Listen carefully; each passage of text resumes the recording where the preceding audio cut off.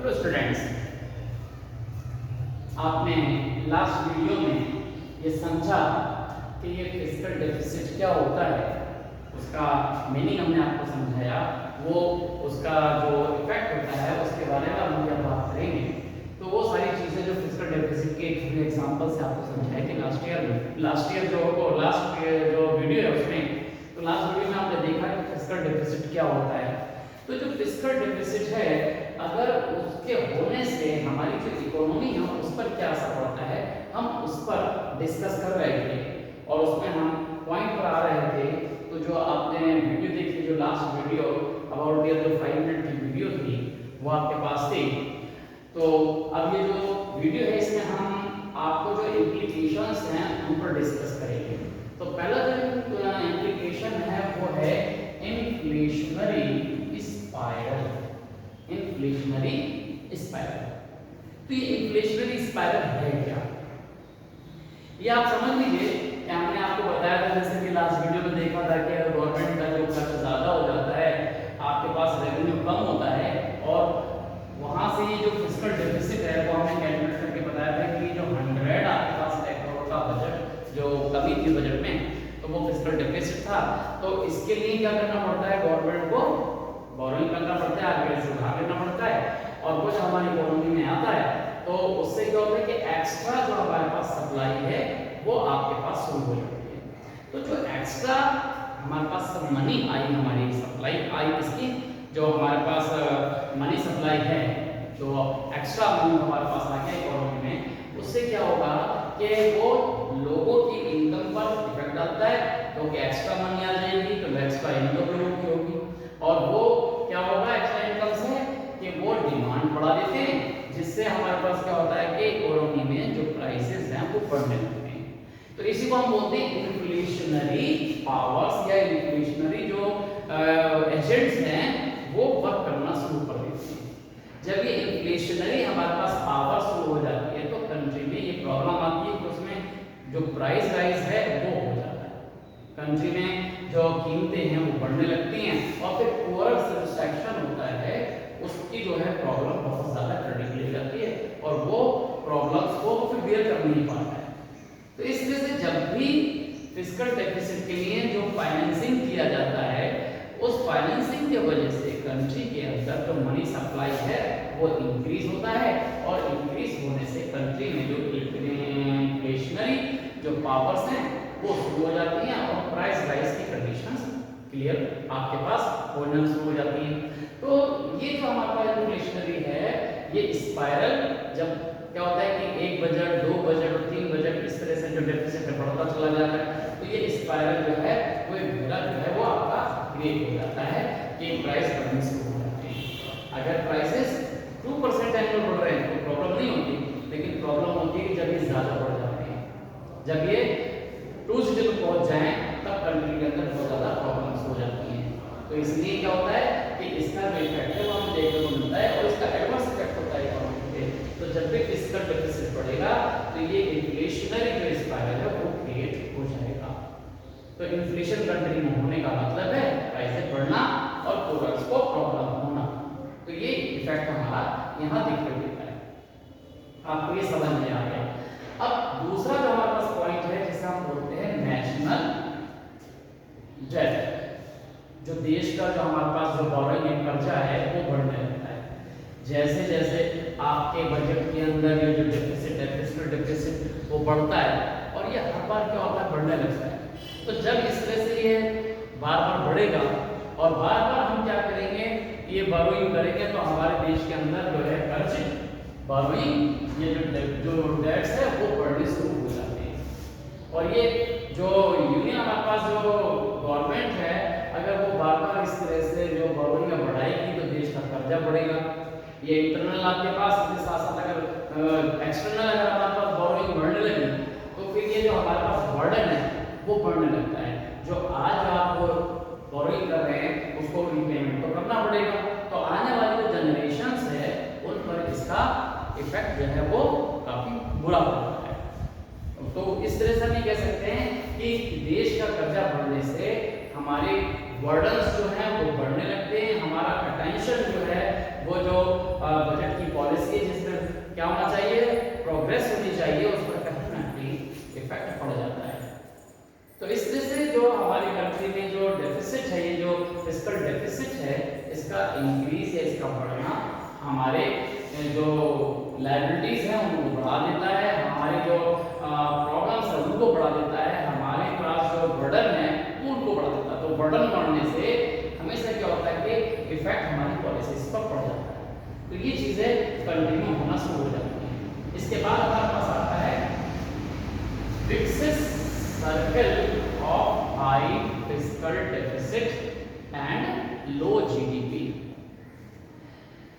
तो देखिए ये तो आपको समझ में आ गया कि जब हाई डेफिसिट होता है, फिस्कल डेफिसिट जब बढ़ता है, कंट्री में ज्यादा होता है, तो उसको क्या करना है, उसको हटाना है, उसको कम करना है, तो उसके लिए बोरोइंग करना पड़ेगा। और जब आप बार बार इस तरह की कंडीशंस करते हैं, बार बार आप बोरोइंग करते हैं, तो ये जो एक सर्किल है ना, ये क्रिएट हो जाता है, बढ़ जाता है। बार बार जो है वो सर्किल जो है फिर से कि आप एक कर्ज को ले रहे हैं, आगे से पहला आपने लोन लिया, दूसरा लोन लिया, तो बार बार जो आपके फिस्कल डेफिसिट्स हैं वो जब हाई होते रहेंगे, हर साल बढ़ते रहेंगे, तो ये सर्कल जो है वो क्रिएट हो जाएगा और इसका जो असर होता है वो कंट्री के जीडीपी पर होता है। कंट्री का जो जीडीपी है वो इससे कम होने लगता है, क्योंकि जब भी आपके पास फिस्कल डेफिसिट बढ़ेगा, आपकी जो कंट्री की जो ग्रोथ है वो हमेशा कम होगी, आपके प्रोडक्शन के ऊपर उसका असर पड़ेगा, कंट्री का प्रोडक्शन कम होने लगेगा।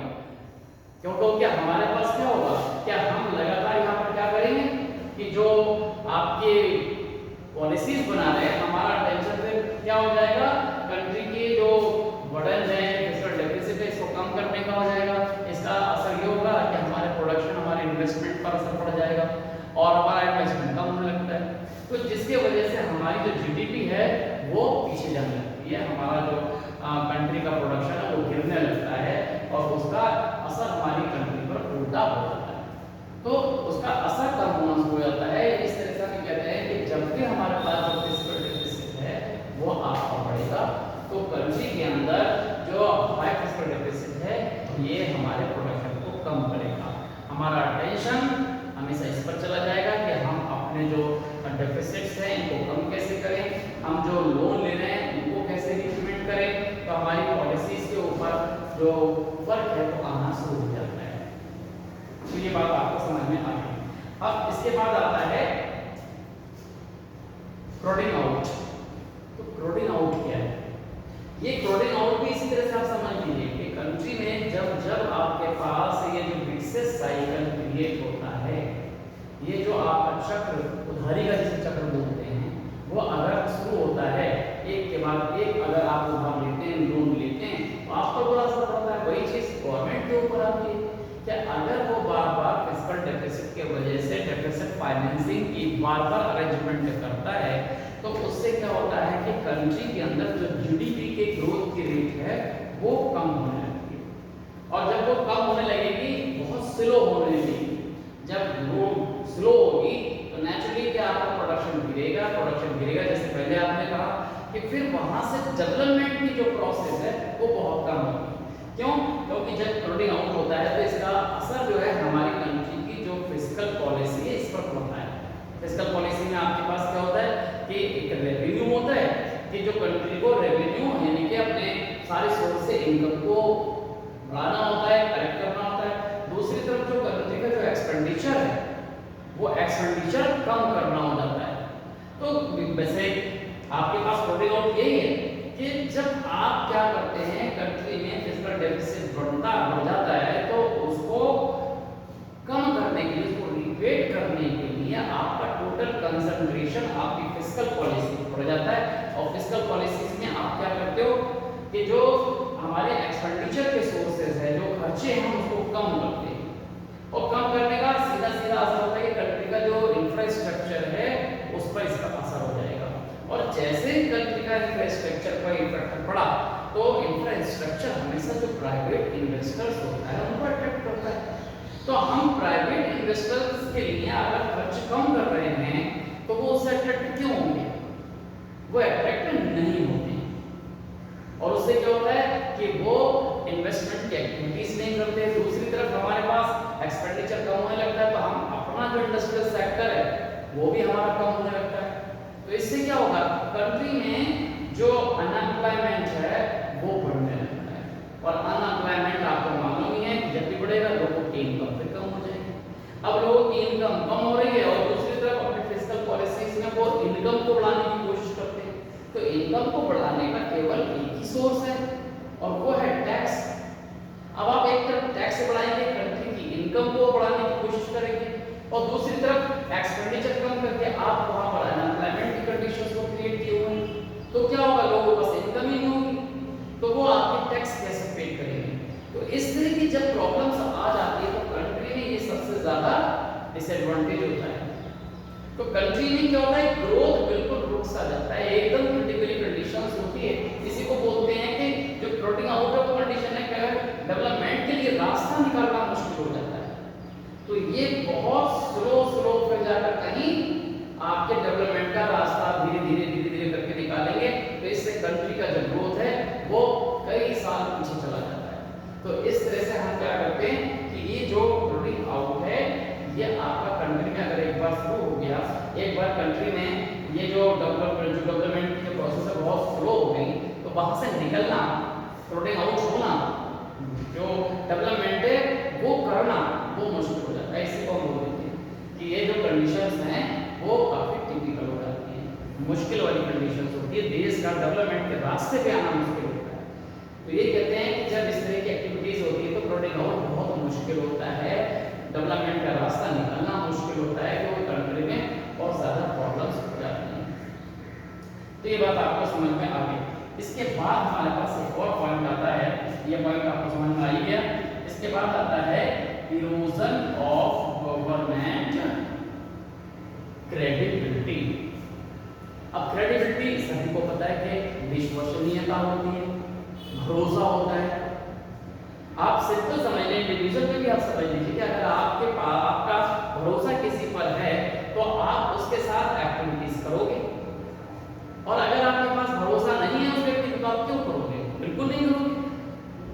वही बात कंट्री की गवर्नमेंट के साथ होता है कि अगर कंट्री की गवर्नमेंट या आपके पास है, अगर इन्वेस्टर्स को, चाहे वो प्राइवेट इन्वेस्टर्स हो आपकी कंट्री के या फिर फॉरेन इन्वेस्टर्स हो, जो बाहर के जो अब्रॉड के हैं, क्यों, क्योंकि जो ग्लोबल ट्रेडिंग है वो बहुत अफेक्ट होती है इससे, गवर्नमेंट की क्रेडिबिलिटी से। अगर गवर्नमेंट का भरोसा थोड़ा सा भी कम हुआ तो जितने ग्लोबल हमारे पास इन्वेस्टर्स हैं, हमारे जितने भी पार्टनर है, जो बाहर के पार्टनर है, वो पहले नंबर पे क्या होंगे, अपनी जो ट्रेड है उसको समझेंगे, या फिर जो आने वाले हमारे पास होगा एफडीआई होगा, वो एफडीआई पर उसका इफेक्ट जो है वो उल्टा हो जाएगा। वो यहाँ पर बिल्कुल भी इन्वेस्टमेंट नहीं करना चाहिए, क्योंकि उन्हें पता है कि गवर्नमेंट की जो कंडीशंस है वो अच्छी नहीं है।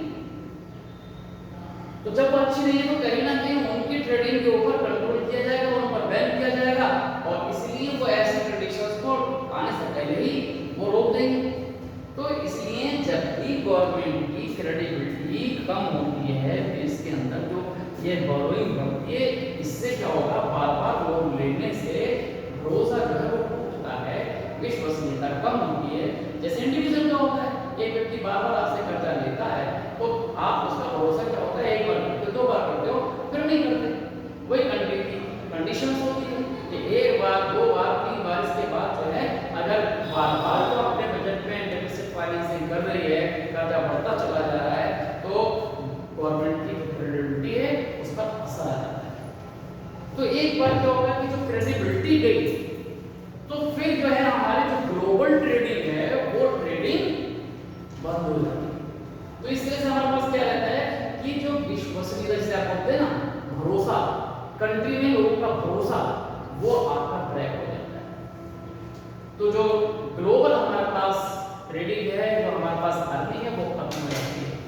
कि अगर कंट्री में ग्लोबल लेवल पर, जैसे अगर हम बताते गवर्नमेंट की हमारी कंट्री में जो क्रेडिबिलिटी की बेस पर आज हमारा 3% इंटरनेशनल जो हमारे पास जो ट्रेडिंग है वो आपकी चल रही है, तो अगर इससे कम ट्रेडिंग हो गई तो कंट्री में हमेशा क्या होगा, प्रॉब्लम होगी। तो बाहर जो ग्लोबल ट्रेडिंग है वो बंद हो जाएगी। इसी तरह से आपके प्राइवेट जो अपने जो इन्वेस्टर्स हैं वो भी क्या करेंगे, अपने इन्वेस्टमेंट को कम करेंगे। कंट्री में जो डेवलपमेंट की प्रोसेस है वो रुक जाएंगे। तो इस तरह से हम कहते हैं कि कंट्री में जब भी इस तरह की एक्टिविटीज शुरू होती हैं, जो फिस्कल डेफिसिट्स बढ़ने शुरू होते हैं, तो ये कंट्री की जो गवर्नमेंट्स हैं उनका भरोसा कम वहां हो जाता है, और जहां क्रेडिबिलिटी गई वहां पर कंट्री का जो डेवलपमेंट है वो रुकने लगता है। अभी आप एग्जांपल ले लीजिए, आपके नेबर्स कंट्री है, आप पाकिस्तान को ले लीजिए, आप अपने बांग्लादेश को ले लीजिए, और वहां पर जो ग्लोबल इन्वेस्टर्स नहीं आ रहे, क्यों नहीं आ रहे? उन्हें मालूम है कि कंट्री के अंदर जो बोरोइंग है वो बहुत ज्यादा बढ़ी हुई है, वहां पर गवर्नमेंट की जो विश्वसनीयता है नहीं, पूरा देश जो है वो कर्ज में डूबा हुआ है। तो वहां पर वो आकर अपने इन्वेस्टमेंट को करेंगे तो अपना नुकसान क्यों करेंगे? तो इसलिए जो ग्लोबल हमारे पास इन्वेस्टमेंट है वो रुक जाता है। साथ ही साथ हमारी कंट्री का जो अपना इन्वेस्टमेंट है वो भी रुक जाता है, प्राइवेट इन्वेस्टर्स भी वर्क नहीं करते, और कंट्री के अंदर जो प्रोग्रेस है वो हमेशा क्या होगी, वो रुकती रहेगी, वो कम होती रहेगी। तो डेवलपमेंट के सारे प्रोसेस रुक जाते हैं। तो इस तरह से आपने देखा कि जो फिस्कल डेफिसिट है उसका हमारी कंट्री पर एडवर्स इफेक्ट होता ही है, कुछ भी हो। इसलिए गवर्नमेंट्स क्या करते हैं कि फिस्कल डेफिसिट्स को कंट्रोल करने की हमेशा कोशिश करते हैं। ओके, तो आपने एक व्यू में देख लिया कि पहला आपने जो इन्फ्लेशनरी स्पाइरल है वो बढ़ जाता है, इससे फिस्कल डेफिसिट के बढ़ने से आपके जो कर्जे हैं, बर्डन्स हैं वो बढ़ जाते हैं। कंट्री में एक जो चक्र है, विक्सिस चक्र जैसा बोलते हैं, जहरीला चक्र, विषैला चक्र, ये क्रिएट हो जाता है जब हाई फिस्कल डेफिसिट होता है। कंट्री का जो जीडीपी है वो बिल्कुल गिरने लगता है, इन्वेस्टर्स नहीं आते। इस तरह से जो ट्रेडिंग आउट है वहां से निकलने के जो रास्ते जो है वो लगभग बंद होते हैं, बहुत मुश्किल से निकल पाते हैं। बड़ा पॉलिसीज को बना पाकर हम उससे कहीं निकल पाएंगे। इसी तरह से कंट्री के अंदर क्या होता है कि जो गवर्नमेंट की जो विश्वसनीयता है, जो क्रेडिबिलिटी है, वो क्रेडिबिलिटी भी हो जाती है, और इससे कंट्री का फिर डेवलपमेंट रुक जाता है। तो ये सारे पॉइंट आपको समझ में आ गए। तो इसके बाद हम जो मेजरमेंट हैं वो अगली वीडियो में पढ़ेंगे। Okay, thank you.